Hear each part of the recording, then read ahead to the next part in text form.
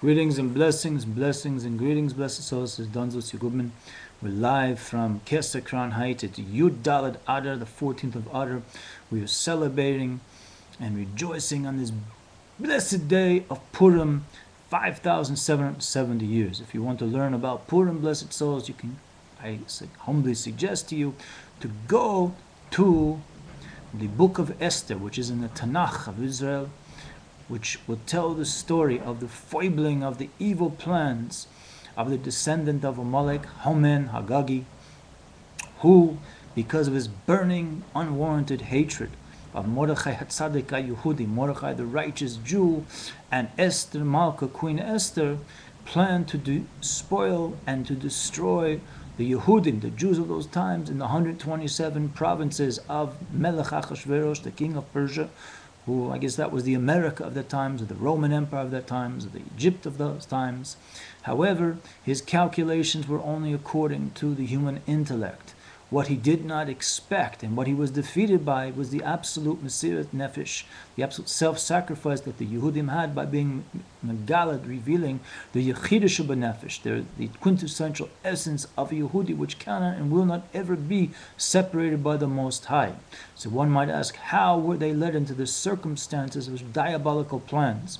Well, unfortunately, there is a concept in the Hebrew tradition of Israel, that shtikul kahador, which is written in Bava Metzia, that when a person is quiet, when another person makes a statement or takes an action, it means they are in agreement of it. And it happened to be that King Achashverosh, Melech Achashverosh, was in the council of evil people who advised him that 70 years after what they considered to be the calculation of the prophecy of Jeremiah, Yirmiyahu Navi, that after 70 years, the Yehudim, the tribes of Benjamin and the Levites and the tribe of Judah returned to Israel to restore the land to its proper ownership, which to the nation of Israel, and that once that would be done, they perceived perhaps that would be the breaking of the kingship of the mighty empire of Persia, which at that time Achashverosh's rule extended from India all the way to Kush, from Hodwat Kush until Ethiopia. With that being said, blessed souls, Achashverosh, under the wicked advice, counsel of his advisors, made a feast for 180 days and then made another feast for 7 days. And during those 7 days, he invited the Yehudim of those times, the Jews who lived in Shushan and the outlying provinces, to rejoice with him for 7 days. And they served even kosher food, and they even served kosher wine. However, the drinks that he served in for himself were in the actual vessels that were pilfered and taken wrongfully by Nebuchadnezzar, who was the king of Babylon, who long had since been dead. And also he dressed up in the garments of the Kohen Gadol, the high priest of Israel. The fact that the Jews did not protest, the fact that 18,500 Yehudim had participated in this feast, created an arousal within the wicked guile and wisdom. He was very wise, Haman. He was not a silly, pointless, stupid man. He was actually a great wise man. Unfortunately, his wisdom was immersed into evil, into doing evil unto others as he would not like done unto him. And the only thing that he did not calculate with all his machinations and ruminations and wisdoms was that under those circumstances he aroused the pintaliyah, the quintessential aspect of a Yehudi, the Yechidah Nefesh, to literally give their lives over. And led by the righteous Mordechai and Esther, both direct descendants of the tribe of Benjamin, and direct descendants as well of King Shaul, Melech Shaul, who was actually the first Melech B'Yisrael.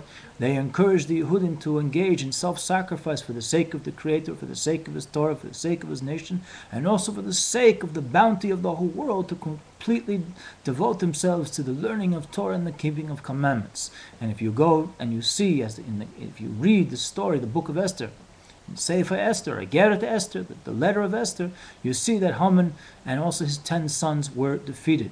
However, we should know, not all of the house of Haman was in fact destroyed. The Talmud records that there were among the descendants of Haman who actually did tshuva, who returned to the Most High. In fact, eventually they would be learning Torah in none other than a place called Bnei Brak, which from that time on has always been a place of intense learning of Torah and feeling of commandments. So we see, blessed souls, even if one is of a seed of any nation which has done harm to Israel, that does not mean an ultimate decree upon the destruction of all of that seed.